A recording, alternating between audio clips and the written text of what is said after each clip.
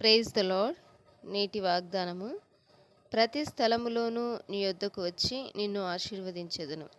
నిర్గమకాండము 20వ అధ్యాయము 24వ వచనము. దేవుడైన యెహోవా మాట శ్రద్ధగా విని ఆయన ఆజ్ఞాపించిన ఆజ్ఞలన్నిటినీ అనుసరించి నడుచుకున్నడలా దేవుడైన యెహోవా భూమి మీద ఉన్న సమస్త జనముల కంటే నిన్ను హెచ్చిస్తాడు. దేవుడైన యెహోవా మాట విన్నెడల దేవుడు దీవిస్తాడు.